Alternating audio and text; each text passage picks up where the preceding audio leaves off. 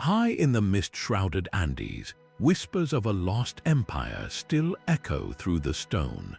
We are about to unravel 25 Inca legends, but these are far more than simple stories. Each one is a coded message, a hidden key that unlocks profound truths about their society, their deepest beliefs, and the very nature of their vast, mysterious empire. By the end of this journey, you will see this ancient civilization in a completely new light, understanding the secrets they etched into their myths. How did a single city grow to dominate an entire continent? What catastrophic prophecy did an emperor foresee just before his world collapsed? We are deciphering the empire's greatest mysteries, one legend at a time. What is the one story from history you feel still holds an unsolved secret? The story begins not with a king, but with a stone. From a cave known as the Inn of Dawn, 4 brothers and their sisters emerged into the world, sent by the sun god Inti himself. They were the Ayar brothers, and their journey was the divine blueprint for an empire. This was far more than a simple creation tale. It was a powerful political statement, a legend designed to justify the Incas' absolute authority. By claiming direct descent from the gods, the Sapa Inca, the emperor, was not just a ruler, he was a living deity, his right to command written into the very fabric of the universe. The myth centers on the journey of these siblings. One by one, the brothers were transformed, turned into sacred stones or vanishing into the earth, until only one remained, Ayar Manco. He carried a golden staff, and the gods had told him to found a city wherever that staff could be plunged entirely into the soil. He found that place in a high Andean valley, naming it Cusco, the navel of the world. This narrative encoded a crucial social rule. The brothers emerged with their sisters, and they traveled as married couples. This mirrored the real-life practice of the Sapa Inca marrying his own sister, the Koya. To outsiders, this seems strange, even shocking, but within the logic of the legend, it made perfect sense. It was about preserving the divine bloodline, keeping the sacred power of Inti undiluted and pure within the royal family. Their entire journey was a sacred act of ordering the chaotic world. The transformation of the other brothers into huacas, or sacred objects, marked the landscape with power, creating a network of holy sites that radiated out from their final destination. Cusco was not just a capital city, it was the cosmological center, the point from which order and civilization flowed. So this first legend is the master key. It reveals a society built on a foundation of divine right, sacred geography, and a royal family so set apart they existed in their own celestial sphere. But what happened when this divine order was challenged from within? The next legend reveals a deep-seated fear that haunted the empire, a story of betrayal so profound it nearly tore everything apart. That golden staff, the Tapak Yori, was far more than a magical prop. It was a divine instrument for listening to the earth itself. When Ayar Manco, who would become the first Sapa Inca Manco Cápac, thrust it into the soil of the Cusco Valley and it disappeared into the ground, it was not a simple test of fertility. It was a conversation. The earth goddess Pachamama was accepting his presence, offering a sacred pact. This legend reveals the Inca worldview in its purest form. Their right to the land was not won by conquest alone, but granted through a divine agreement. The empire was not merely built on the land, it was built with the land in a relationship of mutual obligation. This belief shaped their entire approach to expansion. A new territory was not truly conquered until it was integrated into this sacred geography, until its own huacas were acknowledged and woven into the cosmic web that centered on Cusco. This deep spiritual connection directly influenced their genius for agriculture and engineering.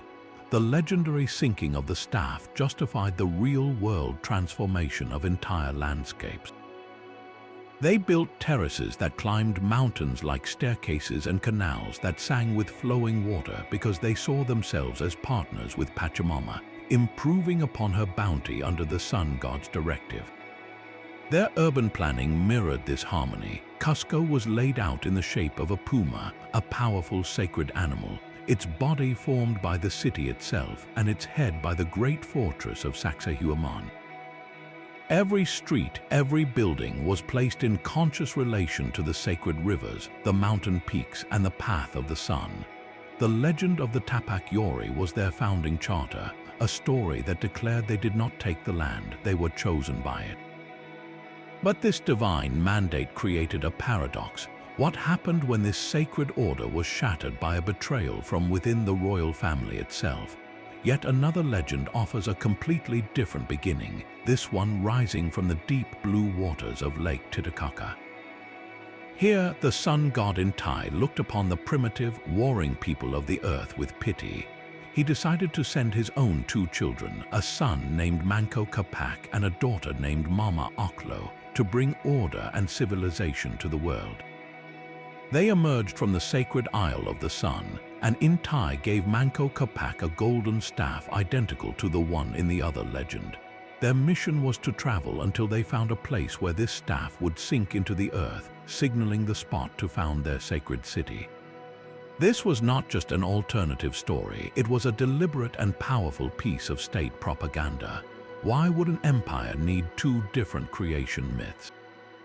The answer lies in the sheer scale of the Inca realm, the Tahuantinsuyu, the land of the four quarters. The Ayar brothers' story, emerging from a cave, was likely the older, local legend of the Cusco Valley people. But as the empire expanded, absorbing dozens of distinct cultures, they needed a founding narrative with broader, more universal appeal. The Lake Titicaca myth was that narrative.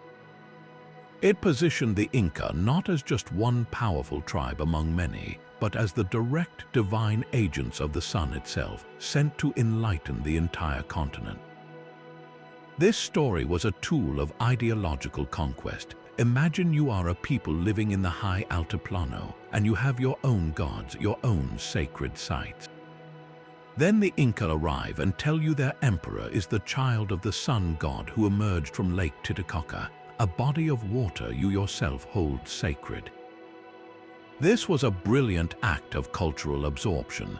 It did not erase your local beliefs, but instead placed the Inca at the very top of the spiritual hierarchy, unifying everyone under a common solar religion. The legend also reinforced the idealized social roles. Mama Oclo was sent to teach women the domestic arts, weaving and cooking, while Manco Cápac taught men agriculture and warfare. This divine division of labor perfectly mirrored the Inca social structure, where every individual had a specific role or aini, a reciprocal obligation to the state and to each other. By claiming their first rulers were literal gods who taught humanity how to live, the Inca justified their supreme authority over every aspect of life, from how you farmed to how you dressed. This founding myth was the ideological bedrock of the four quarters, a story designed to make conquest feel like enlightenment. But with the divine order of the empire firmly established, a new question arises. How did they maintain control over such vast and rugged territories, ensuring that a command from the stone temples of Cusco was obeyed in the deepest jungles or the highest mountains? The answer lies not in a legend of creation, but in a terrifying story of punishment, a myth that reveals the dark consequences of defying the Sapa Inca.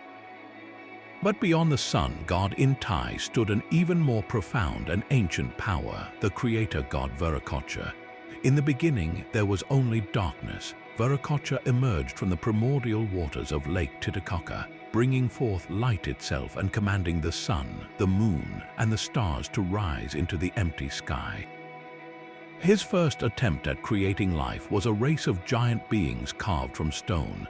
But these giants disobeyed him, so Viracocha unleashed a great flood to wipe the world clean, turning the giants back to stone, their massive forms scattered as a permanent warning.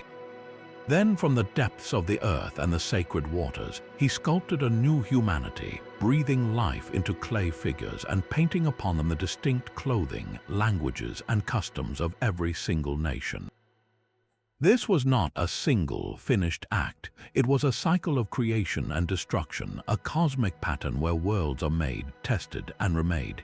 This legend reveals the true scale of Inca cosmology. The empire was not just living in the world, it was living in the second attempt, a world rebuilt after a catastrophic failure. This provided a terrifying and powerful theological basis for the Inca state. The Sapa Inca, as a descendant of the sun, was not merely a political ruler. He was the chief priest of Viracocha's creation, the one responsible for maintaining the cosmic order that prevented a third destruction. Every ritual, every sacrifice, every law was an act of cosmic maintenance, a desperate effort to keep the universe in balance and appease the god who had already wiped the slate clean once before. This belief in cycles of time justified their relentless expansion. To bring order to chaos was to enact Viracocha's will, to continue his work of shaping a stable world from the raw materials of existence. Their entire civilization was a bulwark against a return to the primordial darkness. So when the Inca demanded obedience, they were not just enforcing a tax or a law. They were, in their eyes, upholding the very structure of reality, ensuring that the sun would rise again tomorrow. With such a heavy cosmic responsibility, how did they communicate with these powerful, world-shaping forces? The answer lies in objects of incredible power and mystery, items that served as direct conduits to the divine. There is a battlefield and the Inca are outnumbered. Just as defeat seems inevitable, the very stones at their feet begin to tremble. They shift, they rise, and they transform into a legion of fierce warriors, turning the tide of the battle in a miraculous instant. These were the Purorocas, the stone soldiers, and their legend was far more than a tale of divine intervention. It was a masterclass in psychological warfare, a story weaponized to demoralize enemies and unite the empire under a banner of invincibility. This myth reveals how the Inca viewed their world as alive with active, sentient power. A huaca was not just a sacred rock or a spring. It was a potential ally, a sleeping soldier waiting for the right moment to defend the divine order of the Sapa Inca. After a victory, can you imagine the stories spreading like wildfire through the conquered territories? The Inca did not just win because they were strong, they won because the land itself fought for them. How could any future enemy stand against a force that could command the mountains? This belief system was a powerful morale booster for their own troops as well. An Inca soldier marched into battle with the unshakable conviction that the ground beneath his feet was not neutral. It was loyal, it was watching, and it might, at any moment, rise up to fight beside him. This turned the terrifying chaos of combat into a sacred duty, a performance on a stage where even the scenery was on their side. The legend of the Purorocas also served a very practical political purpose. When a small Inca force defeated a much larger army, the official explanation was never just superior tactics or training. It was the stones. This narrative cemented the idea of divine favor, making resistance seem not just futile but blasphemous. To rebel against the Sapa Inca was to rebel against the will of the cosmos, a fight you were destined to lose because the earth itself would reject you. This myth was the ultimate justification for their relentless expansion, transforming conquest into a natural, even preordained phenomenon. Yet, for all their perceived invincibility, the Inca were not without their own deep internal fears. What happens when the sacred order is broken not by an external enemy, but by a betrayal from within the very heart of the royal family? Even at the height of its power, the empire was haunted by a whisper of its own demise. The great Emperor Manco Cápac, while leading his armies north into what is today Ecuador, received a disturbing report from his coastal scouts. They spoke of strange, bearded men arriving on floating houses, men whose pale skin and advanced technology seemed otherworldly. A prophecy was born from these rumors, a foretelling that these mysterious visitors would one day return and destroy the Tahuantinsuyu. This was no mere folktale, it was a chilling premonition that reveals a hidden truth. The Inca were likely hearing the first echoes of European contact, perhaps from early Spanish explorers sailing along the Pacific coast, decades before Francisco Pizarro ever set foot in Peru. These encounters may have introduced more than just frightening stories. Smallpox and other old-world diseases, invisible and unstoppable, probably traveled down native trade routes far ahead of the conquistadors themselves. This biological catastrophe is the unspoken horror behind the legend. Manco Cápac himself, the powerful Sapa Inca, is believed to have succumbed to such a plague around 1525. His sudden, unexpected death created a catastrophic vacuum of power. He had failed to clearly name a successor, and the empire, built on the principle of a single divine ruler, was torn in two. The ensuing civil war was a sibling rivalry of almost mythic proportions, pitting his son Huáscar, who held the imperial capital of Cusco, against his other son Atahualpa, who commanded the battle-hardened northern armies. This was not just a political conflict, it was a theological schism that shattered the empire's spiritual unity. The war was brutal and protracted, draining the Inca of their resources, their manpower, and most importantly, their divine cohesion. When the dust settled, Atahualpa had captured and imprisoned his brother, claiming the throne for himself, but his victory was hollow. The empire was financially exhausted, its people were traumatized, and its political structure was in ruins. It was at this precise moment of profound vulnerability, with the empire bleeding from its self-inflicted wounds, that Pizarro and his 168 men arrived. The prophecy of the bearded men became a self-fulfilling tragedy. The real destruction was not wrought by swords alone, but by the perfect storm of disease, political fragmentation, and a shattered faith in the Sapa Inca's divine invincibility. How could a handful of outsiders topple a continent-spanning empire? The legend of Manco Cápac's foresight gives us the answer. It was already collapsing from within. This internal fracture leads us to the most intimate of betrayals, a legend that exposes the brutal reality of power struggles within the royal family itself. The stones of Cusco themselves seemed to tremble with the approaching army. The mighty Chanca Confederation was at the gates, and the reigning Inca Emperor, Viracocha Inca, had fled, believing resistance was futile. In this moment of absolute crisis, a young prince named Inca Yupanqui refused to surrender. The legend says he witnessed a divine vision. The very landscape awakened, the sacred Huacas transforming into a legion of stone warriors who charged into battle alongside the outnumbered Inca defenders. This miraculous victory did more than just save the city, it forged an empire. The prince, seizing this divine mandate, did not return power to his father. He staged a coup, declaring himself the new Sapa Inca and taking the name Pachacuti, which means he who remakes the world. The legend of the rising stones was his ultimate political weapon. How do you argue against a man who claims the gods literally moved heaven and earth to grant him victory? This was not merely a story, it was a brilliant campaign of legitimization. Pachacuti used the miracle to justify his seizure of the throne, presenting it not as a power grab but as a cosmic necessity. He was the chosen one, the one who could command the very elements to defend the divine order. His subsequent reign was a complete overhaul of the Inca state, transforming it from a regional kingdom into the vast, organized empire of legend.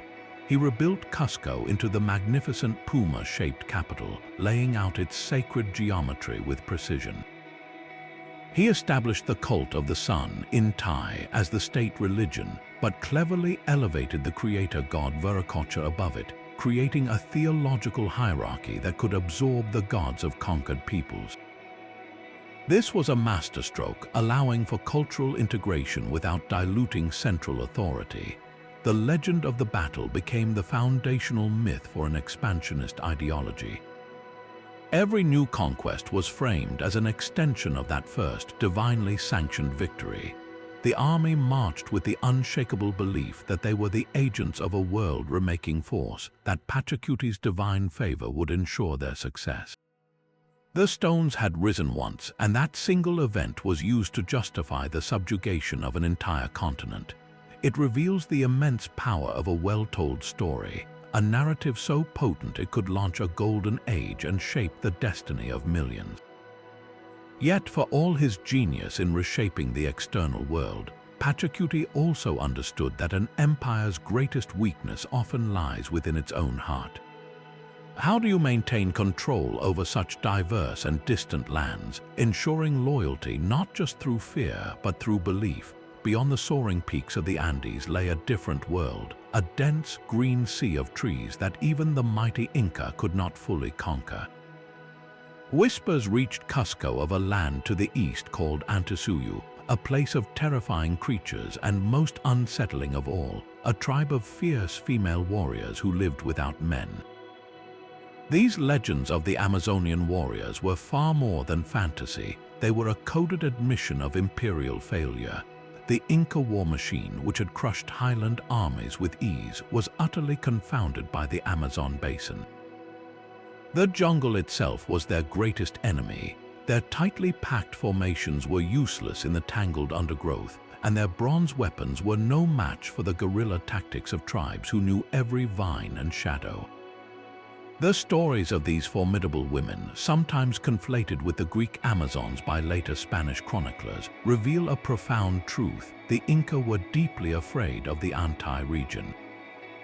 It represented the chaotic, the unknown, a realm that defied their sacred order. These legends were a way to explain their own military losses, transforming real, humiliating defeats into epic encounters with mythical beings.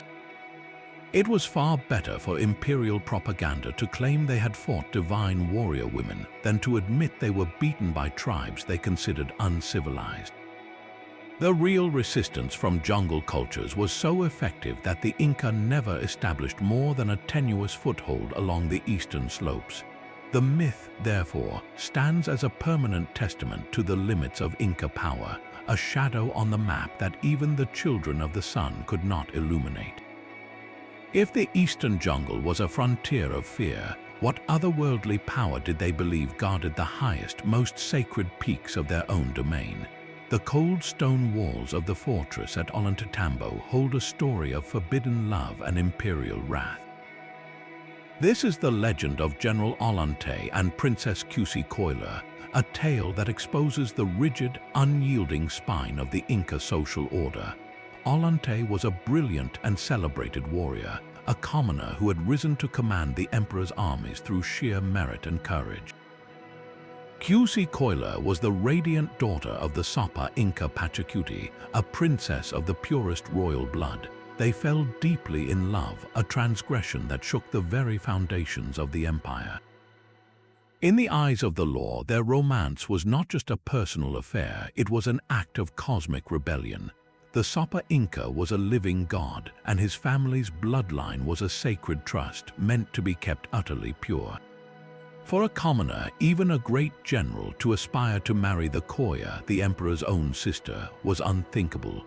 To desire his daughter was a crime against the state, the gods, and the natural order itself.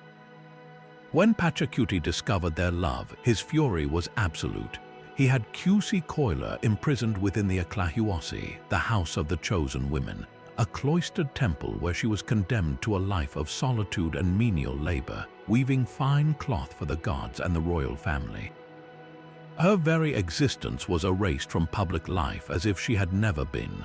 Ollantay, stripped of his titles and facing execution, was forced to flee into rebellion, holding the fortress of Ollantaytambo against the imperial army for a decade. This legend reveals the brutal logic of the Inca state. The immense power of the Sapa Inca was not just political, it was the power to define reality, to command love itself to cease. The social hierarchy was not a set of guidelines, it was a divine architecture, and any crack in that structure threatened the entire cosmic balance. The heartbreaking fate of Cusicoila shows the immense human cost of maintaining this perfect order. She was sacrificed not on a stone altar, but within a gilded cage, her life offered up to preserve the principle of absolute royal supremacy. The story forces us to ask, what is the price of perfect order? Can an empire built on such rigid, unforgiving laws truly endure? Or does the human spirit, with its capacity for love and rebellion, always find a way to challenge the stone? For the Inca, gold was not a metal to be hoarded in a treasury. It was the sweat of the sun, a physical piece of the divine essence of Inti himself. Silver was the tears of the moon, Mama Quilla, weeping in the night sky. This was not poetic metaphor, it was a literal truth that shaped their entire relationship with these materials. Gold and silver were sacred substances, the solidified light and emotion of the celestial gods. They were not currency, they were a form of communion. Imagine the interior of the Coricancha, the temple of the sun in Cusco. Its walls were not merely decorated with gold, they were sheathed in it, designed to capture and amplify the first rays of the dawn. At its heart stood a massive golden disc, intricately engraved, representing Inti. When the sun rose, the entire chamber would blaze with reflected light, a man-made dawn meant to honor and house the god. The conquistadors who arrived in Peru saw only raw, calculable wealth. They saw coins and ingots. The Inca saw the frozen sweat of their father, the sun. This fundamental misunderstanding led to one of history's greatest cultural tragedies. The Spanish demanded a room filled with gold as a ransom for the captured emperor Atahualpa. The Inca, perhaps seeing this as a strange but significant religious offering, gathered the most sacred objects from across the empire, beautiful ritual vessels, life-sized golden statues of llamas and corn, intricate representations of their gods. To them, they were delivering the essence of divinity itself to appease these strange, greedy men. To the Spanish, they were simply filling a room with loot. The conquistadors promptly melted it all down, destroying countless irreplaceable masterpieces of art and faith, turning the sweat of the sun into bland, portable bars. This act was more than just plunder, it was a profound desecration. It revealed a clash of worlds, one where value was spiritual and embedded in the cosmos, and another where value was monetary and stored in a chest. The legend of the sun's tears and the moon's weeping was a hidden truth about the Inca soul, a society that sought to weave the gods into the fabric of their daily life, only to watch that sacred tapestry be torn apart and sold for scrap.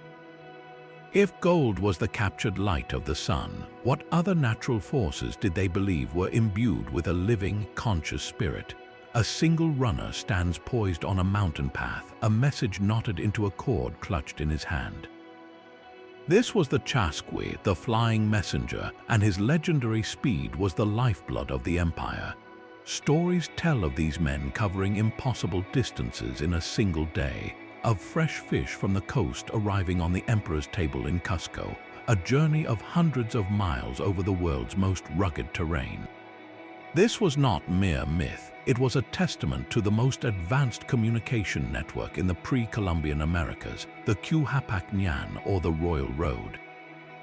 This vast system of highways stretching over 25,000 miles was the empire's nervous system, but the roads were only the arteries, the chasquis were the pulsing blood.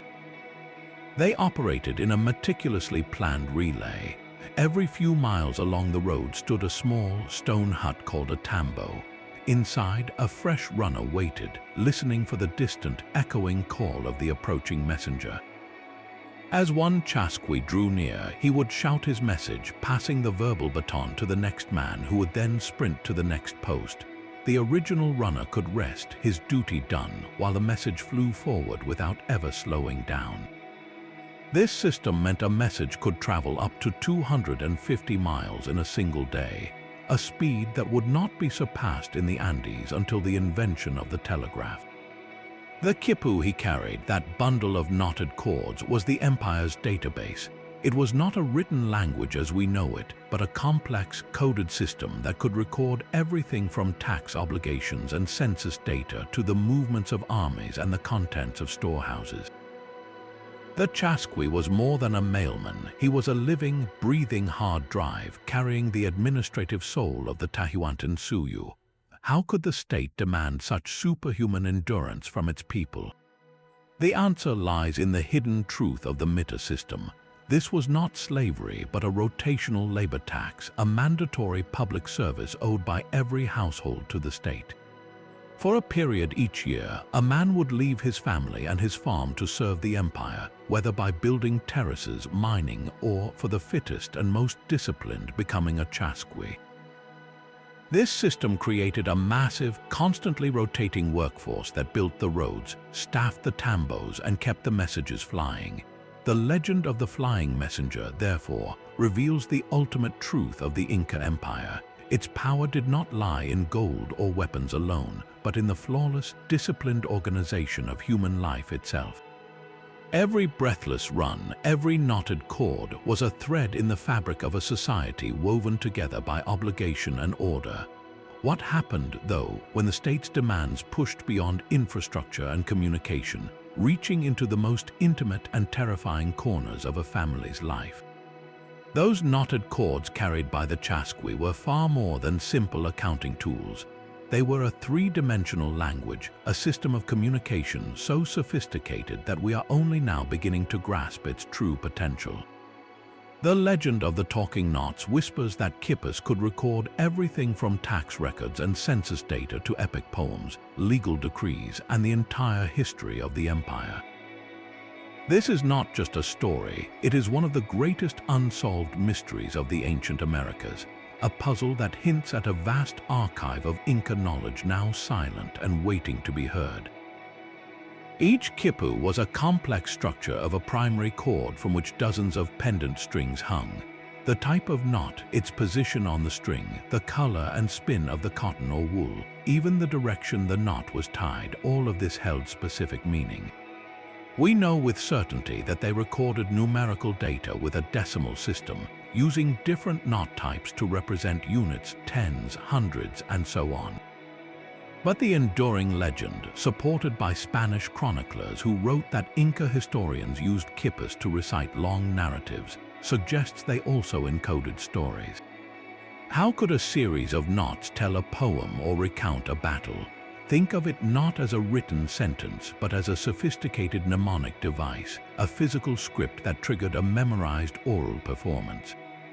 The quipu was the sheet music, and the trained quipucamayok, the keeper of the knots, was the musician who knew how to play the song. The colors and knots served as cues for a vast body of knowledge that was committed to memory and passed down through generations. The tragedy is that the Spanish, in their campaign to extinguish Inca religion and governance, systematically identified and destroyed the quipucamayoks and their cords. They saw them as tools of idolatry and rebellion, not as libraries. Today, scholars are racing to decode the roughly 1,000 quipus that survive in museums around the world, using computer algorithms to look for patterns and grammatical structures. Every time they find a correlation between a specific color sequence and a known historical event, it is like hearing a single, clear word from a lost language. The legend of the talking knots reveals a profound truth. The Inca built their empire not on a written word, but on a tactile, portable, and brilliantly complex system of information technology that wove their history into the very fiber of their state. If their records could speak, what epic stories of kings and gods would they finally tell us? This lost archive forces us to wonder what other forms of memory and meaning can exist beyond the page. Along the sun-scorched coast, the Inca encountered ruins that dwarfed their own. The local people whispered of the Paracas, an ancient race of giants who had walked the earth long before the children of the sun. These colossal beings, the legends said, had built monumental structures with stones no mortal man could lift. When the Inca discovered the vast, enigmatic lines etched into the desert floor at Nazca, lines so immense their forms could only be seen from the sky, they saw them not as human creations, but as the work of these mythical giants. This was more than a simple campfire story. It was a strategic act of historical absorption. By claiming the giants as their own ancestors, the Inca performed a brilliant piece of ideological archaeology. They were grappling with the undeniable evidence of civilizations far older and, in some ways, more technologically mysterious than their own. How could a young empire justify its rule over lands that held such ancient, profound wonders? The answer was to weave those wonders into their own divine tapestry. If the giants were part of their own prehistory, then the monumental legacy of the coast did not challenge Inca supremacy, it reinforced it.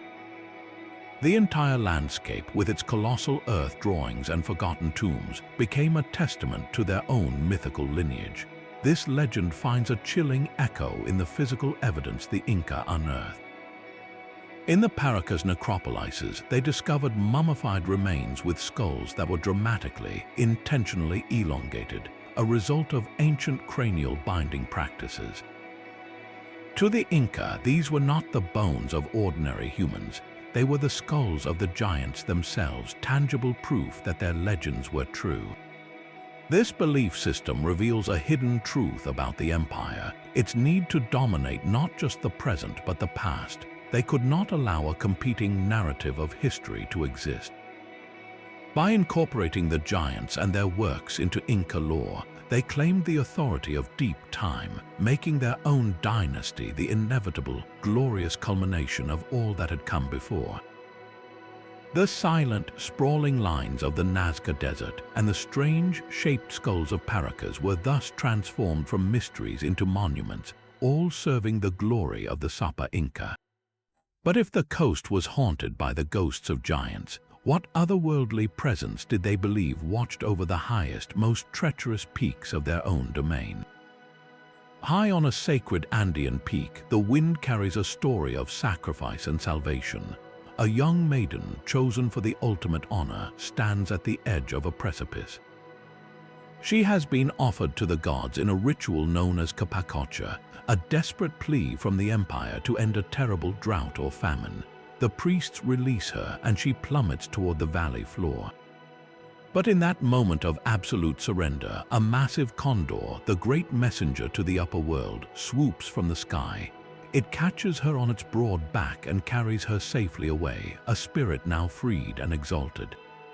This legend of the condor and the maiden is not a simple fairy tale. It is a profound cultural narrative that reframes one of the most challenging aspects of Inca civilization, the sacrificial offering of children. The story transforms a terrifying physical death into a spiritual ascension, a transition so glorious that a divine creature intervenes to complete the journey. This reveals the core of the Capacocha belief. It was not an act of cruelty, but the ultimate expression of reciprocity, the ine that governed all relationships, even with the gods. The Inca believed the gods had given them life, rain, and sun. In return, the empire owed a debt. A Capacocha sacrifice was the most valuable payment possible, a pure, unblemished life offered to maintain the cosmic balance. For the child's family and community, this was not a tragedy but an immense honor. Their child was chosen to become an eternal guardian, a huoka who would forever intercede with the gods on behalf of the entire empire. They were not mourned as lost, but celebrated as having achieved a semi-divine status, their life the thread that held the fabric of reality together. The discovery of mummified children frozen on mountaintops, like the famous Maiden of Lulaloco, gives this legend a chilling, tangible truth. These children, often dressed in fine textiles and accompanied by exquisite offerings, were not killed violently. They were given a sedative, put to sleep in the extreme cold, and left as permanent, sacred ambassadors to the divine. The condor in the legend represents this apotheosis, the moment the child's spirit is received and honored by the heavens. The story, therefore, served a vital social function. It made an almost unbearable act comprehensible and even desirable by promising not an end but a glorious transformation. It reveals a society so committed to its collective survival that it was willing to make the most profound offering imaginable to ensure the sun would continue to rise. If a single child's life could buy the favor of the gods, What other extreme measures did the Inca take to protect their empire from the chaotic forces of nature? The legend of the Huanca Rebellion is a story of fire and calculated compromise. Deep in the Central Highlands, the Huanca people were not easily subdued. They fought the Inca armies with a fierce desperation, their legends recounting heroic stands and brutal reprisals, but this was not a simple tale of conquest. The eventual peace between the Huanca and the Inca reveals the empire's most sophisticated and fragile governing principle, the art of managing a mosaic of peoples. The Inca understood that ruling by the sword alone was a temporary solution. After defeating the Huanca, they did not simply enslave them. Instead, they offered a privileged position within the Tahuantinsuyu. The Huanca were granted a degree of autonomy, allowed to maintain their local leaders and some of their own traditions. In return, they became a crucial military ally, providing loyal troops for the empire's further expansions.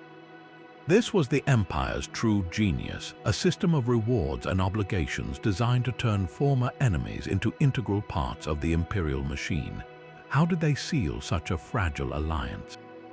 Often through strategic marriages, an Inca noble might marry the daughter of a Huanca lord, weaving a bond of kinship that transformed a political relationship into a familial one. The children of such unions would embody the alliance itself, their very existence a bridge between Cusco and the provinces. This system created a complex web of loyalty that stretched across the Andes. Some groups, like the Huanca, became trusted partners. Others, who resisted more stubbornly, faced harsher terms, with entire populations sometimes forcibly relocated to break their connection to the land and dilute their power. This intricate patchwork was the empire's greatest strength and its most profound weakness. It was a system that required constant, delicate maintenance. The loyalty of the Huanca and 100 other groups depended on the Sapa Inca's ability to project invincibility and distribute favors. The moment that central authority wavered, as it did during the civil war between Huascar and Atahualpa, the entire fragile structure began to unravel. The legend of the Huanca Rebellion, therefore, uncovers a hidden truth. The Inca Empire was not a monolith, but a brilliant, trembling constellation of nations held together by force, faith, and fragile treaties. This delicate balance of power makes the next legend all the more haunting, a story not of political loyalty, but of a spiritual compact with the earth itself that held the power to bless or destroy entire cities. The deep blue expanse of Lake Titicaca holds more than water, it holds a memory. The Inca legend of Manco Cápac and Mama Oclo emerging from the Isle of the Sun was not just a convenient political story. It was likely an echo of a far older reality, a cultural memory encoded in myth. Beneath the waves and along the shores lie the sunken ruins and monumental stones of Tiwanaku, a civilization that flourished over 1,000 years before the Inca rose to power. This was not an empty landscape, the Inca claimed, but one already dense with ancient power and mystery. The legend of a civilization bringing couple emerging from the sacred lake may well be a folk memory of the Tiwanaku people themselves or the migration of their cultural influence. What geological truth could such a story preserve? The lake itself has a dramatic history of rising and falling water levels. Archaeological evidence shows ancient shorelines and submerged agricultural terraces, proving that the lake was once significantly lower, exposing land that is now underwater. A sudden, catastrophic rise in water level, perhaps due to seismic activity, could have flooded settlements and farmlands, forcing a population dispersal. The legend of a new beginning, of a divine couple sent from the lake after a period of chaos, perfectly mirrors the archaeological record of a climatic upheaval that scattered people and reshaped societies. The Inca, arriving centuries later, would have found the colossal ruins of Tiwanaku and the local myths of a great flood or a lost golden age. Their own origin story brilliantly wove these fragments together, claiming the legacy of this mysterious, advanced culture as their own divine inheritance. They were not just inventing a past, they were building upon a very real, very ancient cultural bedrock.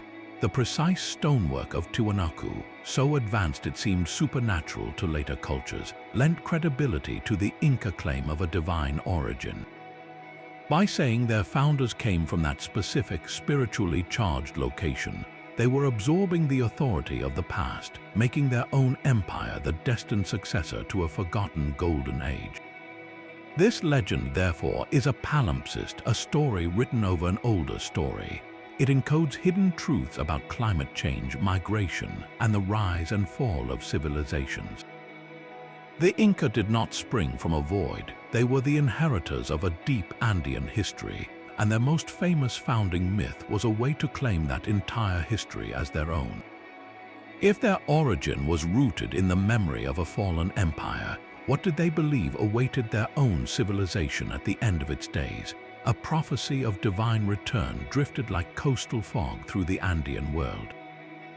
It foretold that the creator god Viracocha, the bearded white deity who had shaped the world and then walked away across the Western Sea, would one day come back. When Spanish ships finally appeared on the horizon, their sails like clouds and their hulls like floating mountains, the prophecy seemed to be unfolding exactly as foretold. The strangers had pale skin, they wore clothes of metal, and they arrived from the very direction Viracocha had departed. This was not an invasion to the Inca, at least not at first. It was a theophany, the return of a god. This profound cultural misunderstanding created a trap from which the empire could not escape. The Sapa Inca Atahualpa, fresh from his victory in the Civil War, was intrigued by reports of these Viracochas. He felt no immediate fear, only a sense of cosmic curiosity, and perhaps a desire to awe these returning deities with his own imperial power. He agreed to meet their leader, Francisco Pizarro, in the great square of Cajamarca. This decision was a catastrophic miscalculation rooted in the legend itself. Atahualpa arrived not for battle, but for a diplomatic and religious encounter, surrounded by thousands of his courtiers, all unarmed as a sign of peaceful intent and supreme confidence. He carried no weapons, only the sacred emblems of his office. Pizarro, a man of ruthless ambition and no divine delusions, saw not a god-king but a target. He understood the paralyzing effect their appearance had caused, and he weaponized the prophecy. When the Dominican friar Vicente de Valverde approached Atahualpa, thrusting a breviary at him and demanding he submit to the Christian god and the Spanish crown, the emperor was baffled. He put the book to his ear, listening for the voice he assumed such a sacred object must possess. Hearing nothing, he threw it to the ground in disgust. This act of perceived desecration was all the pretext Pizarro needed. He gave the signal and the hidden cannons roared. Spanish cavalry burst from the surrounding buildings, their steel swords cutting down the stunned, unarmed nobility in a horrific slaughter. Atahualpa was captured, his divine aura shattered in an afternoon of blood and betrayal.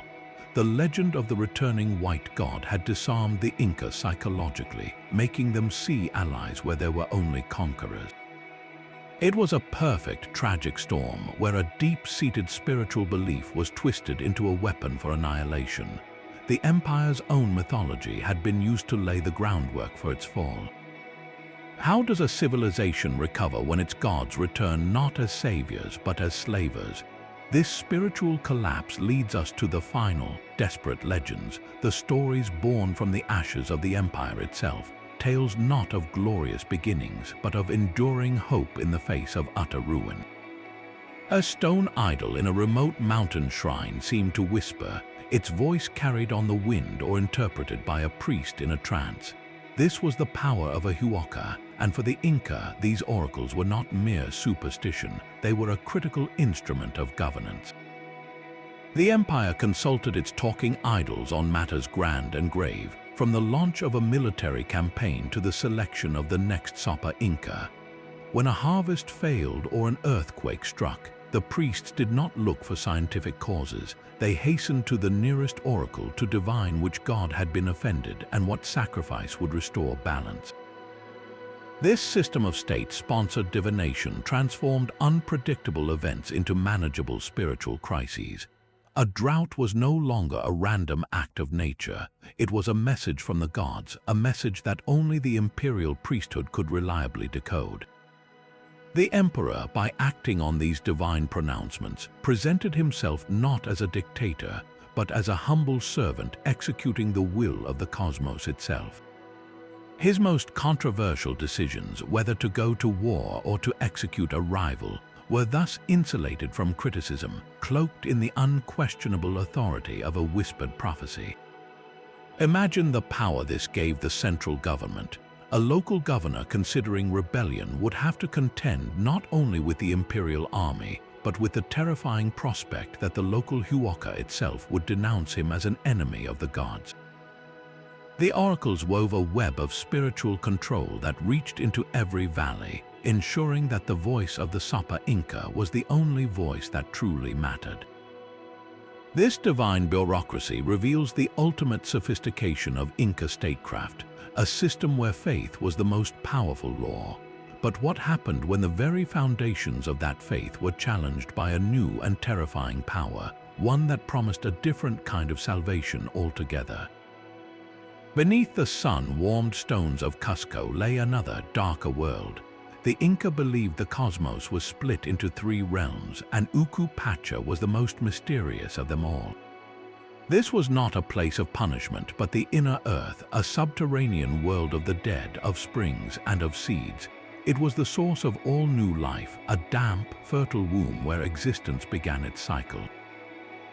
This spiritual belief reveals a hidden truth about the empire's staggering success. Their legendary agriculture was not just a feat of engineering, but a sacred dialogue with the underworld itself. Every time a farmer plunged a digging stick into the soil, they were piercing the veil between worlds, reaching into Uku Pacha to coax forth the life sleeping within. The potato, a staple that fueled their millions, was seen as a direct gift from this inner earth. Its many eyes were like tiny portals, watching from the darkness before sprouting into the world above.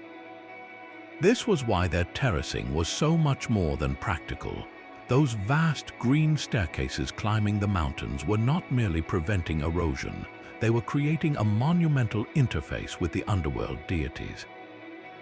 Each level brought them closer to the sun, yes, but its foundation was rooted deep in Uku Pacha, drawing up its generative power. The entire landscape was a living altar.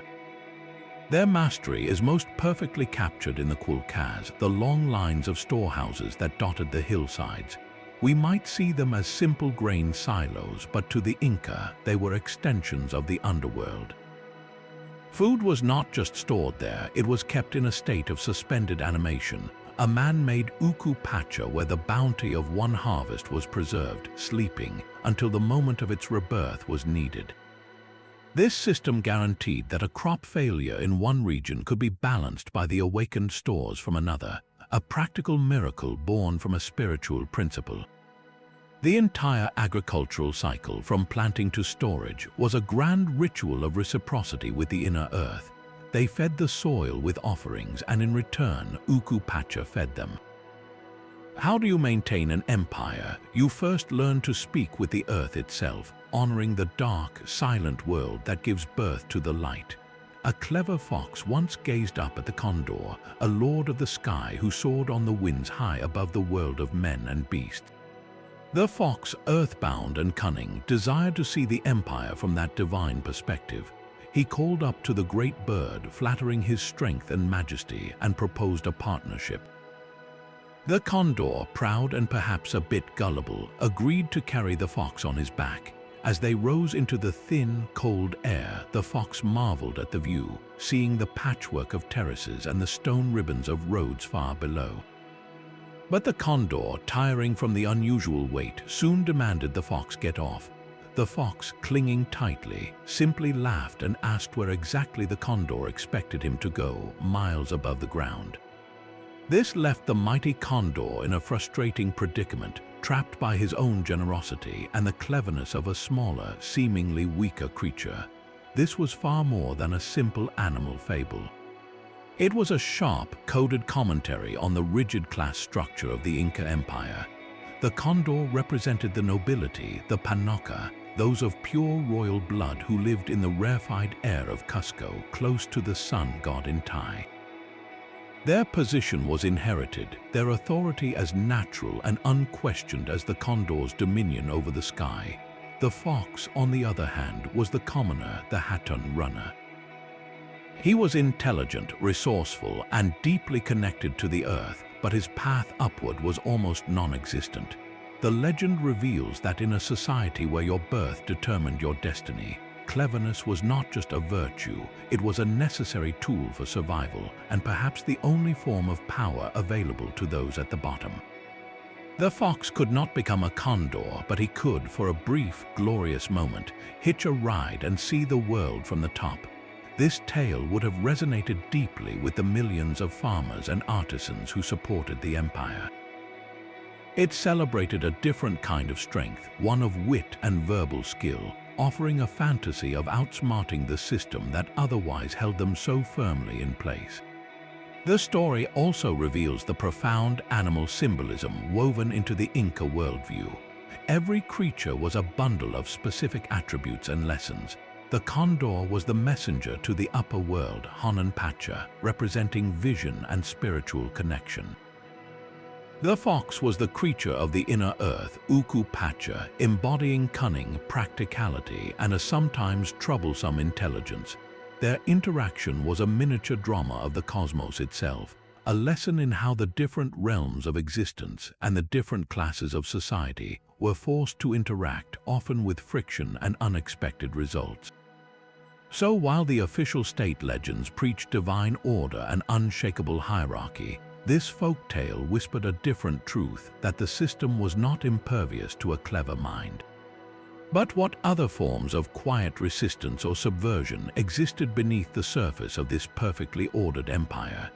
Deep in the cloud forests of the Vilcabamba, a final legend was born from the empire's last breath. This is the story of Paititi, a golden city of unimaginable wealth, hidden so perfectly by the jungle that it has never been found. The legend was far more than a fantasy. It was a deliberate and desperate act of misdirection. As the Spanish tightened their grip, the last Inca rulers retreated into these remote eastern slopes, creating a final redoubt.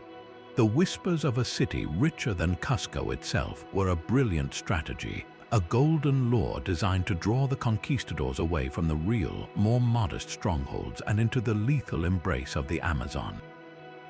The Spanish, obsessed with treasure, took the bait, chasing phantoms through impassable terrain while the Inca resistance bought itself precious time. This story reveals the empire's final, tragic transformation. They were no longer the masters of a continent, but fugitives in their own land, using the power of myth as their last remaining weapon. For modern archaeologists, the legend of Paititi is no longer a treasure map, but a cultural one. They understand that these stories are not literal guides to gold, but coded records of migration and survival. The details in the legends, descriptions of specific mountain formations, river confluences, or rare plants, are now seen as potential clues to the locations of actual, undiscovered settlements where the last of the Inca nobility may have made their final stand. Expeditions into the Vilcabamba today are not led by gold seekers, but by historians and scientists who use satellite imagery and ground-penetrating radar, listening for the truth behind the myth. They search for the foundations of a different kind of treasure, the lost story of how a civilization chose to vanish into the green, preserving its memory in a story too powerful to ever die.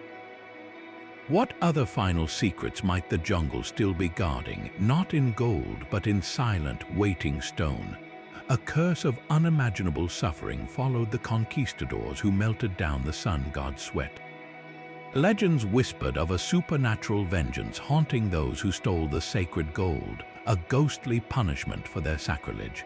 But the real curse was not mystical, it was terrifyingly practical. The gold the Spanish looted was not mere decoration, it was the sacred heart of an entire economic and spiritual ecosystem. By melting the divine effigies and temple sheathing, they were not just stealing wealth, they were shattering the very machinery of the state. The Inca economy was not based on coinage, but on a system of labor and reciprocal obligation called the mita, all organized around the sacred authority of the Sapa Inca and his temples. When the Spanish seized the gold, they decapitated this system, leaving nothing to replace it. The true curse was the collapse that followed. The intricate network of state-run storehouses, the Kulkas, fell into disrepair. The mita labor that maintained the vast terraces and irrigation canals was redirected to Spanish mines, where millions died under brutal conditions. The carefully managed agricultural system that had fed millions across the empire's diverse climates simply broke down. Famine swept through the Andes on a scale never seen before. This was compounded by the invisible curse the Spanish had brought with them, old-world diseases like smallpox and measles, to which the native population had no immunity. Epidemics ravaged communities already weakened by starvation and social chaos.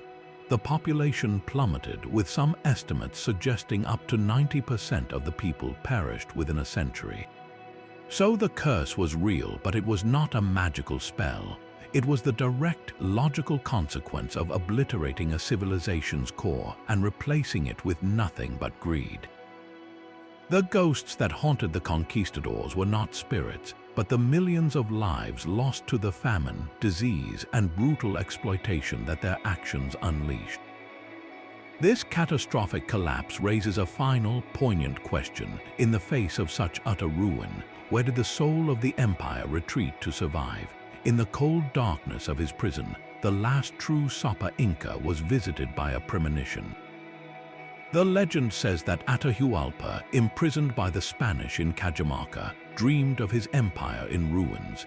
He saw the great highways empty, the terraces crumbling back into the mountainside, and the golden walls of the Coricancha stripped bare, reflecting no light. This was not a prophecy of the future, but a story born from the absolute collapse of a worldview. For a ruler who was considered a living god, the son of the sun itself, this vision represented the most profound disorientation imaginable. His entire reality, a cosmos meticulously ordered around the divine authority of the Sapa Inca, was shattering in real time. How does a deity process his own capture? How does a man who believes he is the axis of the world comprehend its sudden, violent end? The legend of his dream is a powerful literary device, a way to articulate the silent, internal cataclysm that accompanied the military defeat. It encapsulates the moment the sun ceased to be his father and became just a star in the sky, the moment the sacred geography of the Tahuantinsuyu became mere landscape.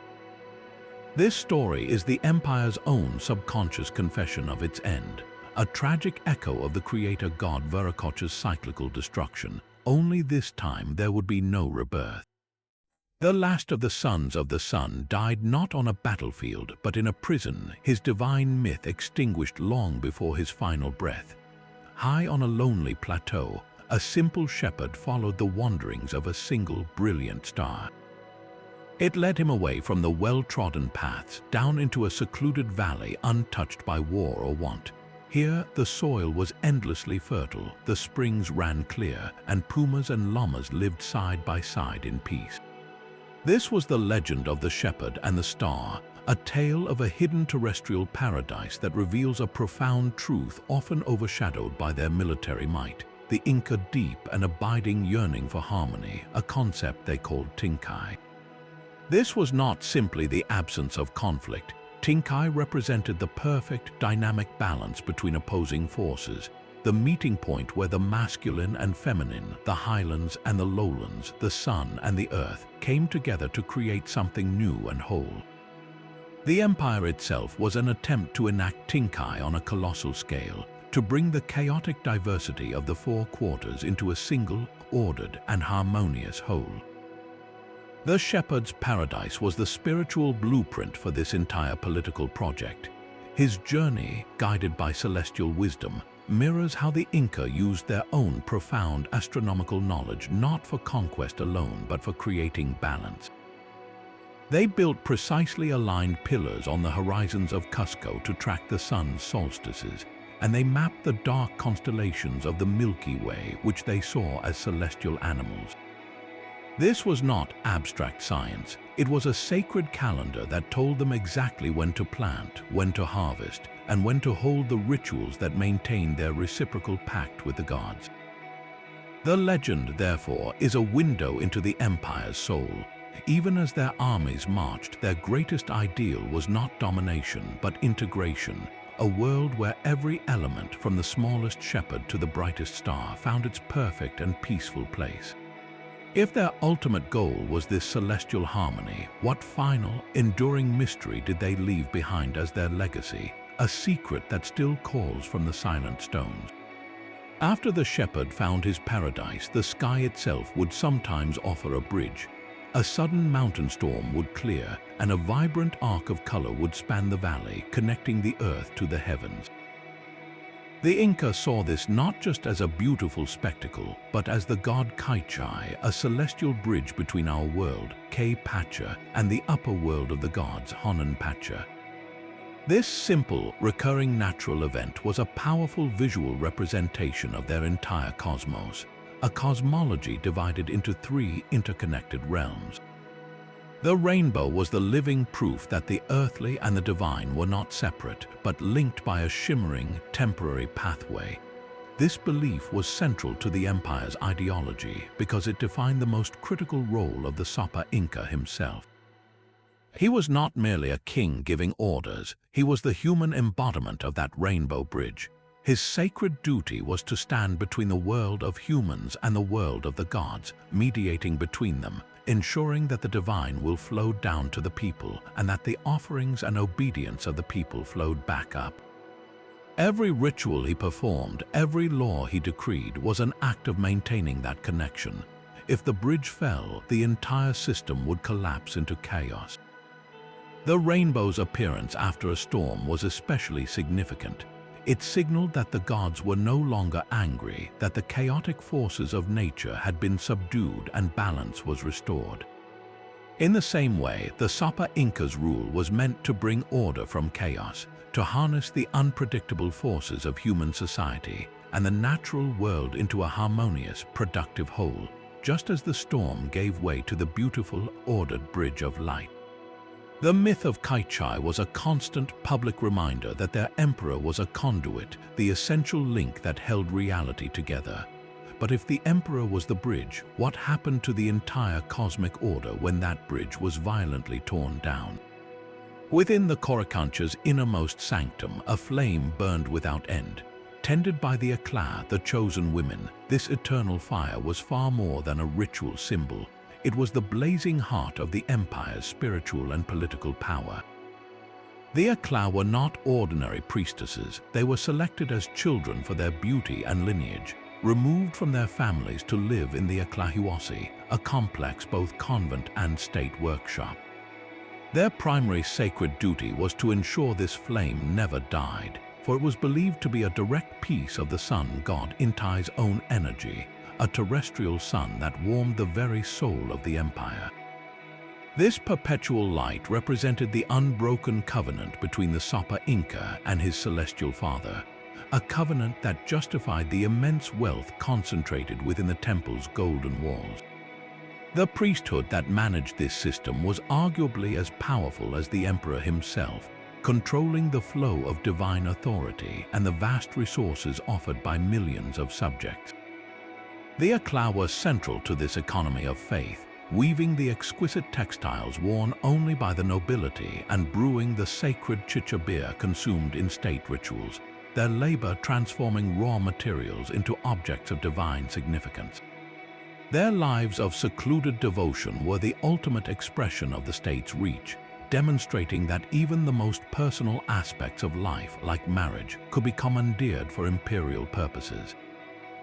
Some Akla were given as secondary wives to loyal nobles, forging political alliances, while others remained perpetually celibate, their purity guaranteeing the sanctity of the flame they guarded.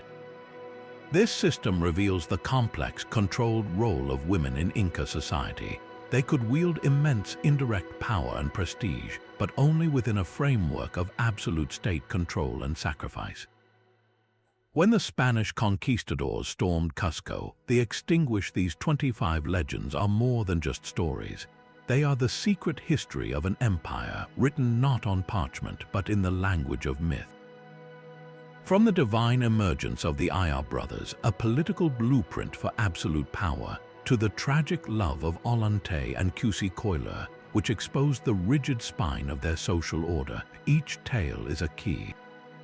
We have used them to unlock the hidden truths of their world, the sacred geography that justified their expansion, the terrifying Capacocha sacrifices that maintained cosmic balance, and the prophetic visions that foreshadowed their tragic collapse. We have seen how their belief in talking stones and returning gods shaped their fate, and how their genius for organization was encoded in the legend of the flying messenger. Every story, whether of rising warriors or weeping moons, reveals a facet of their reality, their politics, their religion, and their profound connection to the living earth. Their entire civilization was a grand narrative, a story they told themselves about order, power, and their place in the cosmos. And long after the last Sapa Inca drew his final breath, these legends remain, enduring as the true soul of the Tahuantinsuyu, whispering its secrets to those who know how to listen.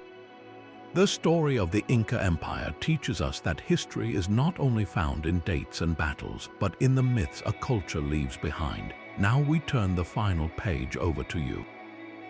Which of these 25 legends resonated most deeply, revealing a truth you never expected? And what other ancient mysteries, from lost cities to forgotten prophecies, should we explore together next?